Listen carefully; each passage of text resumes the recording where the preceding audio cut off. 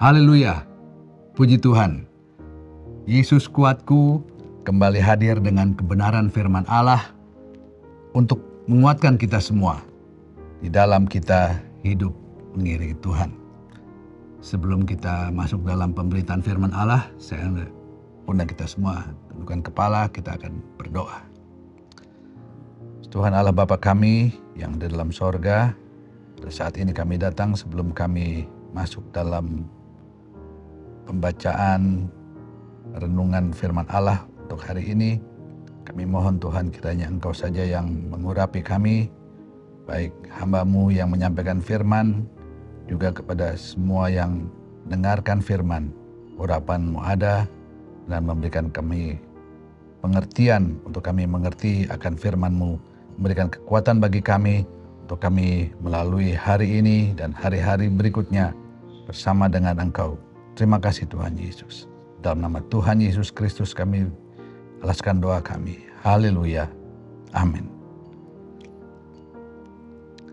Pembacaan firman Allah pada hari ini diambil dari kitab Nabi Yesaya pasal yang ke-53 ayat yang ke-5.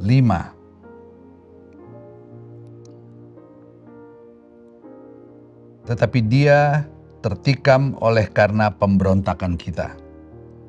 Dia diremukkan oleh karena kejahatan kita. Ganjaran yang mendatangkan keselamatan bagi kita ditimpakan kepadanya. Dan oleh bilur-bilurnya kita sembuh.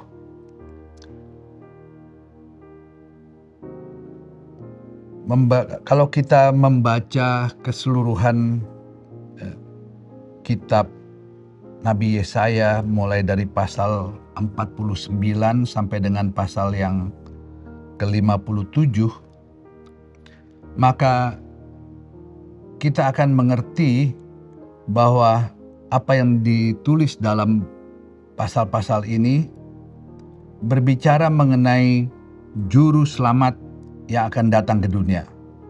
Dalam pasal-pasal itu dikatakan bahwa juru selamat itu akan menderita, dan juru selamat itu ia akan ditolak oleh masyarakat sekitarnya. Dan kita tahu ini berbicara mengenai Tuhan Yesus. Jika kita perhatikan baik-baik, mulai dari pasal 49 ayat yang pertama sampai dengan pasal yang ke-50 ayat 11, apa yang disampaikan oleh Nabi Yesaya adalah kabar keselamatan yang Allah kerjakan dan harus disampaikan, harus disebarkan ke seluruh dunia. Jadi ada kabar keselamatan yang Allah kerjakan yang harus diketahui oleh seluruh dunia. Untuk itu firman Allah harus bisa menjangkau seluruh umat manusia untuk kemuliaan nama Tuhan. Dan untuk itulah Nabi Yesaya telah dipanggil untuk menjadi seorang hamba yang ditugaskan menyampaikan berita keselamatan. Dan digambarkan di kitab Nabi Yesaya ini, Nabi Yesaya itu ibarat sebuah anak panah yang dilepaskan. Dan untuk menghasilkan anak panah yang berkualitas tidak mudah. Ada proses. Anak panah terbuat dari kayu, ya, dari sepotong kayu. Dan untuk menjadi satu anak panah yang baik, maka potongan kayu itu harus lurus, dibuat lurus. Harus diserut, harus diraut sehingga tubuh dari anak panah itu menjadi halus. Dan kemudian perlu juga untuk dipanaskan. Nah, semua itu ada maksudnya, yaitu supaya anak panah pada saat dilepaskan, maka anak panah itu bisa mencapai sasaran yang tepat. Karena tubuh dari anak panah atau body dari anak panah itu lurus dan sudah halus, sehingga sasaran dari anak panah itu bisa mencapai sasaran yang tepat. Begitu halnya juga dengan kita. Kalau kita telah membuka hati untuk menerima Yesus sebagai juru selamat, maka Allah mau menjadikan kita juga anak-anak panah. Keselamatan yang kita terima, berkat keselamatan yang telah kita terima sebagai orang-orang percaya, harus juga bisa kita sampaikan, kita transfer kepada rekan-rekan kita, keluarga kita yang belum mengenal akan atau belum menerima Yesus sebagai juru selamat. Dan untuk menjadi anak panah, seperti halnya anak panah yang dibuat tadi, harus dipanaskan, harus dihaluskan, maka kita pun harus menjalani proses dalam kehidupan kita.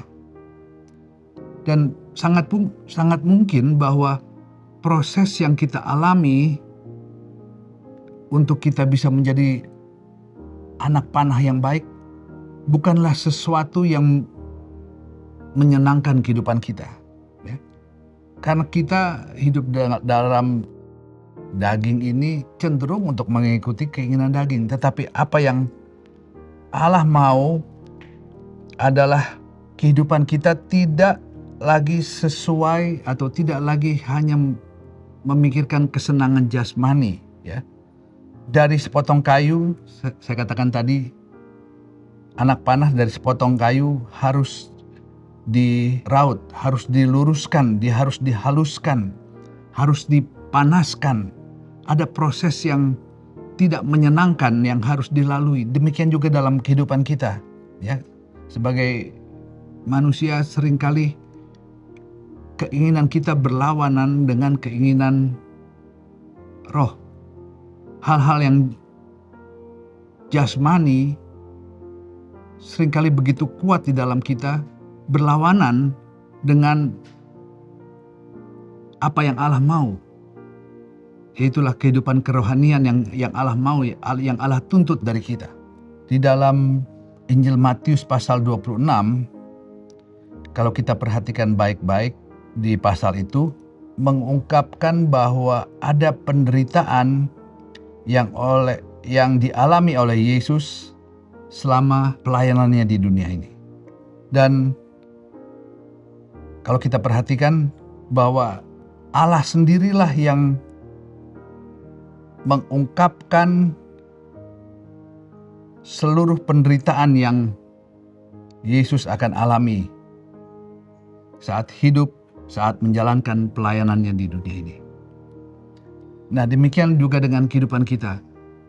Kalau kita mau menjadi satu anak panah, maka ada proses yang harus kita jalani. Hal-hal yang mungkin bertentangan, tidak sesuai dengan jasmani kita, harus kita jalani. Kalau kita mengambil contoh dari Tuhan Yesus, maka apa yang Tuhan Yesus alami, Yesus sendiri dia dipermalukan, dia menderita, dia dihina, bahkan mati disalib. Itulah yang Yesus alami. Dan Tuhan Yesus rela menjalani itu dengan satu tujuan, untuk membebaskan manusia, menebus manusia, menebus kita semua, agar kita bebas dari dosa dan bebas dari kematian yang kekal. Tuhan Yesus ialah juru selamat kita. Dialah juru selamat yang telah rela menderita, rela dihina, bahkan dia mati disalib di Golgota, menggantikan kita, menggantikan posisi kita.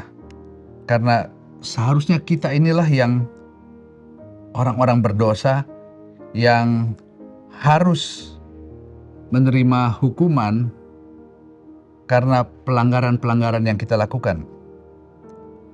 Tetapi di Golgota, Yesus telah membayar Yesus telah menutup denda dari hukuman yang seharusnya menjadi tanggung jawab manusia.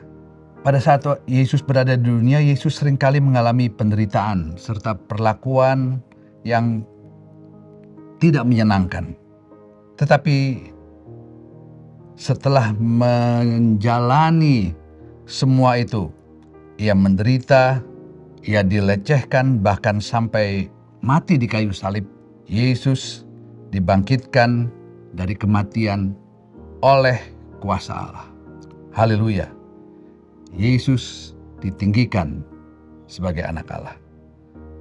Yesus adalah Allah, Tuhan, dan Raja kami. Sebab itu sekali Yesus, tetap Yesus. Haleluya. Mari kita berdoa. Setelah kami mendengarkan sebagian dari firman-Mu Tuhan, kami berterima kasih karena kami mengenal Engkau. Kami telah menerima Engkau sebagai Tuhan dan Juru Selamat kami. Engkau yang telah datang ke dunia ini, bahkan rela mati untuk kami, sehingga kami memperoleh keselamatan itu melalui Engkau Tuhan. Sebab itu, biarlah kami hargai akan segala pengorbanan-Mu, segala apa yang telah Engkau kerjakan dalam kehidupan kami. Biarlah kami boleh hidup seturut dengan kehendak Tuhan, menyenangkan hati Tuhan. Mulai sekarang dan sampai selama-lamanya kami hidup seturut dengan firman Tuhan saja. Terima kasih Tuhan Yesus. Di dalam nama Tuhan Yesus Kristus kami telah berdoa. Haleluya. Amin. Bersama Yesus, aku kuat.